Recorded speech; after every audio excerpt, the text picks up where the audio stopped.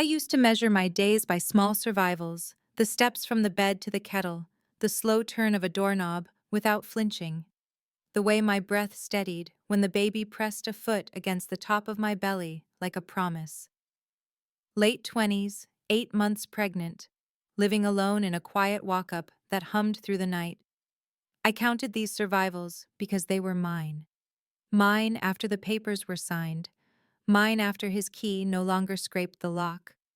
Mine after I stopped arranging 2 plates at dinner in case he walked in saying he'd only been delayed.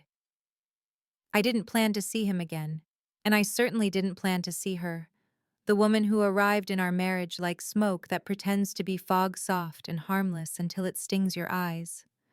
But a city is a mouthful of coincidences, and one autumn afternoon, outside an Italian restaurant, my reflection shattered into three: me with my swollen belly, him with his careful eyes, her with a smile like a knife. She tilted her ring toward the sun the way some people tilt a glass to check its clarity. He looked at my stomach and then at the floor, as if guilt had been mopped up and left to dry. The door breathed a cold breeze across my skin, and in the slit between us, I saw a black envelope peeking from his jacket, embossed letters and audit firm's warning like a bruise you can read. Near the bar, a man in a charcoal suit watched him with the interest of someone who already knew the ending. I said nothing. I pressed my palm to the place where my child kicked the truest thing I own, and I understood I hadn't been brought to a scene. I had stumbled into the first act of a truth that had been rehearsing without me. 8 months pregnant, I met my... After they disappeared behind the glass, the city resumed its noise as if my humiliation were just another delivery truck idling at the curb. But the encounter clung to me. At home, the paper bag of baby socks slumped on the couch beside the stack of bills, and I sank into the chair by the window and watched traffic lights pulse like a steadying heartbeat. Memory does not ask permission. It poured itself across my lap the night the rain wouldn't stop, and neither would my waiting. The message at 2 a.m, "Don't wait up, busy," so casual it could have been about eggs. The new perfume that arrived on his collar before it ever passed my wrist.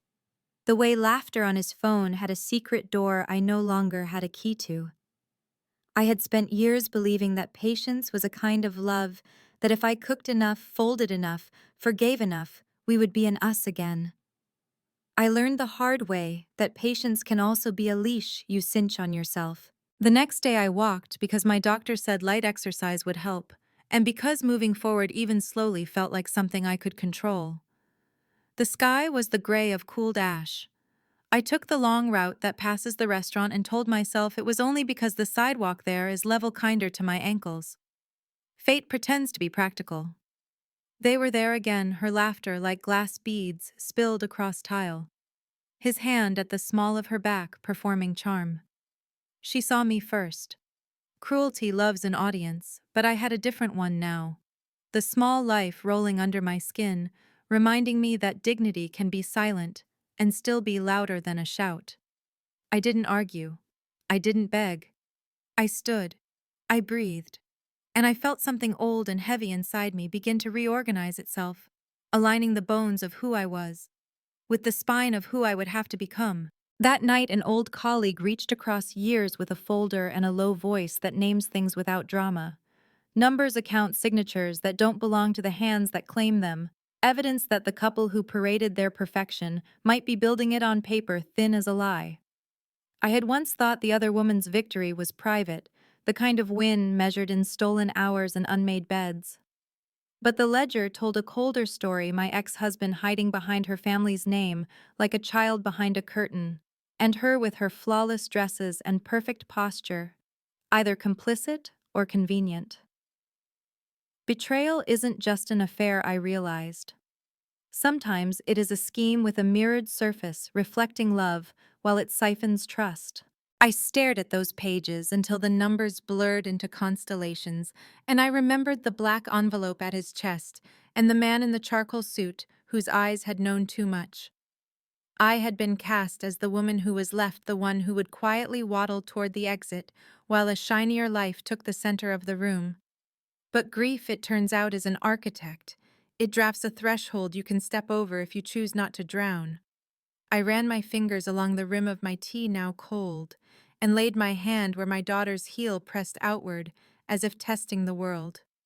We will not be the soft place they make us, I told her without words. We will be the place that holds. In the mirror, my face looked like my mother's when she was brave enough to cry, pale around the mouth, eyes lit not with rage, but with decision. I brushed my hair until it obeyed. I pulled on the black dress that had survived years at the back of the closet, because I kept believing there would be a right night for it, and in the soft lamplight, it stopped looking like a remnant and started looking like armor. Some stories want to end at the restaurant door with humiliation curdled into silence. Mine kept walking. Somewhere a ballroom was being strung with chandeliers, a microphone polished for speeches that smell like roses and money, and I understood the shape of the next scene before I could name it, not revenge with fire but truth with light. The invitation wasn't even mine. It had slipped into my mailbox by mistake, addressed to the apartment number above mine. White envelope, gold trim embossed with her family's company crest. A charity gala, the kind of night where people in sequins and tuxedos toast themselves for generosity while sipping champagne bought with someone else's ruin.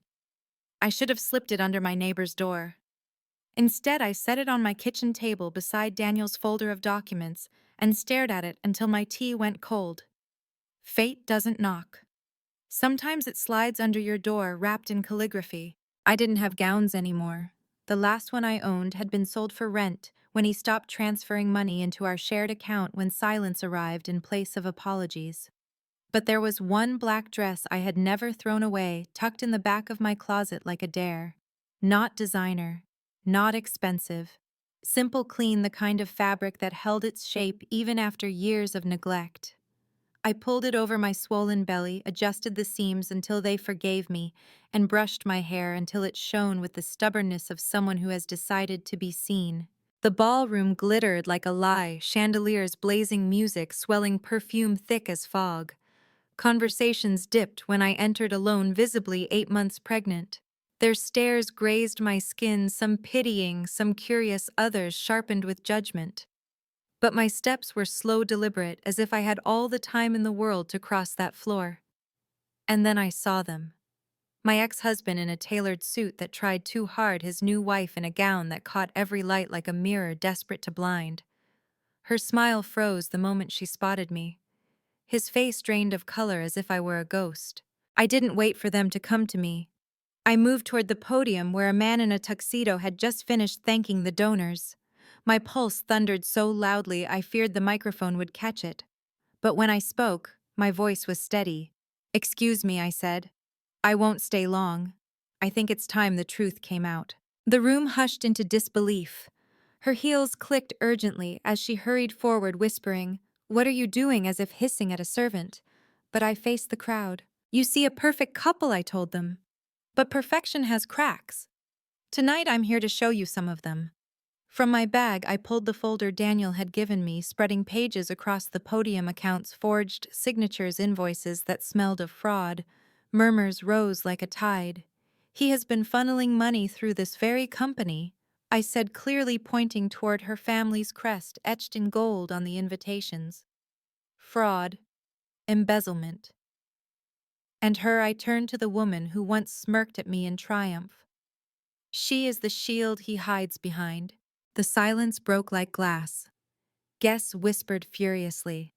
Phones flashed, and from the back the man in the charcoal suit stepped forward, his voice grave. "She's telling the truth. These documents match our ongoing investigation." My ex-husband lunged toward me, panic cracking his mask. "Please stop, don't do this. You don't understand, this will destroy everything." His hands trembled as he tried to snatch the papers. I met his eyes steady. "You destroyed everything the moment you betrayed us." Gasps rippled. Cameras captured his silence, his desperation. The woman beside him sputtered, demanding denial, but the crowd was no longer convinced.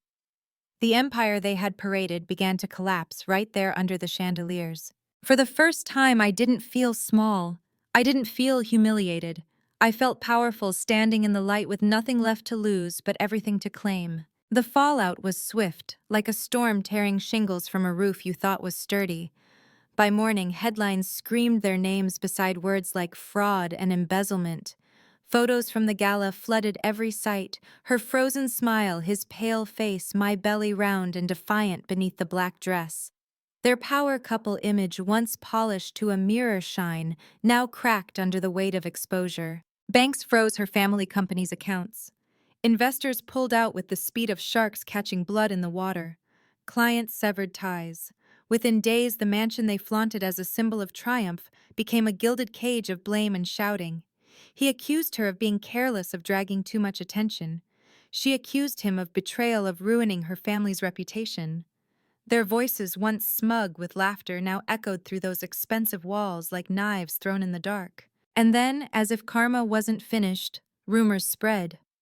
She had been seen with another man, quiet meetings, private transfers, hotel receipts, tucked into folders she thought no one would ever open.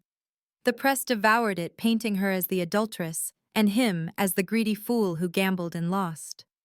The city that once toasted them with champagne now tore them apart, sip by sip. I watched it unfold from my small apartment, folding baby clothes on a couch that sagged in the middle but was mine. I should have felt only vindication. And yes, I felt satisfaction watching their empire burn. But what surprised me was the quiet inside me. The hate that had nearly devoured me for months began to fade, leaving something gentler release. Their downfall wasn't my crown, my survival was. One afternoon, while folding a pale pink onesie, my phone buzzed. His name lit the screen. I stared until it stopped, but curiosity won, and when it rang again, I answered. His voice was desperate, cracked in a way I had never heard. Please, you have to believe me. I didn't mean for it to go this far. I lost control. Don't let them take everything from me. I closed my eyes. Once I would have given anything to hear regret from him. But now his words sounded like empty currency. You already took everything, I said softly. I'm just giving it back. Silence pressed against the line, then a broken whisper. Don't hang up. I did. And in that moment I realized the roles had reversed. He was the one clinging now, scrambling to hold on, and I was the one free enough to let go. That night I placed both hands on my belly, feeling my daughter's restless kicks. We were no longer the abandoned ones. We were the beginning of something unbreakable. 4 weeks later, dawn broke soft and golden against the hospital windows as I cradled my daughter for the first time. Her tiny fingers curled instinctively around mine, impossibly small, yet strong enough to anchor me fully to this moment. I wept not from exhaustion or fear, but from release. All those nights of humiliation, of waiting in empty rooms, of swallowing cruelty and silence, they dissolved into tears that finally tasted of peace. I wasn't broken. I wasn't abandoned. I was a mother. Daniel visited later that day, standing awkwardly in the doorway, at first hands tucked into his jacket pockets. He looked older, more lined around the eyes, but his presence carried the same steadiness that had once made long workdays bearable. When I smiled, he stepped closer. His gaze fell on the baby, softening in a way I hadn't expected. She's beautiful, he whispered. She's everything, I answered, brushing a fingertip across her cheek. He pulled a chair beside me, sitting carefully as if afraid to intrude. You know, he said gently, you don't have to do this all alone. His words were steady, but the hope in his eyes betrayed him. I didn't respond right away. Instead, I looked down at my daughter, her chest rising and falling in fragile rhythm, her future stretching wide and untouched. For so long, I had been forced to carry everything by myself, the bills, the loneliness, the weight of betrayal. But as Daniel sat there quiet and patient, I realized maybe I didn't have to anymore. Maybe there were still people willing to stand beside me, not out of obligation but out of choice. That possibility felt terrifying. It also felt like sunlight slipping through a crack in heavy curtains. In the weeks that followed, I rebuilt. Not the life I once had, but the life I chose. I walked with my daughter in the park, each step lighter than the last. I cooked in my small kitchen, humming lullabies while she slept. Sometimes Daniel visited, bringing groceries or just his quiet company. And each time he left, I felt less like someone abandoned and more like someone alive. As for my ex-husband and his new wife, their empire crumbled fast and hard. Investigations deepened, lawsuits mounted, their faces splashed across tabloids as cautionary tales. I didn't need to follow every detail. Justice was no longer my burden. Their collapse belonged to them. My rise belonged to me. Holding my daughter one evening, I whispered, "We're going to be okay, better than okay." And for the first time in years, I truly believed it. Because women can be betrayed, humiliated, even left to stand alone in the rain. But we do not stay broken. We rise, we rebuild, and we protect what matters. So if you've ever been left behind, if you've ever felt invisible in the shadow of someone else's lies, hear me when I say this: your story isn't over. The truth has a way of finding light, and healing has a way of finding you. Thank you for listening to my story. If it touched you, please like, share, and subscribe, and leave a comment with your own story of resilience. Because none of us are truly alone when we dare to speak.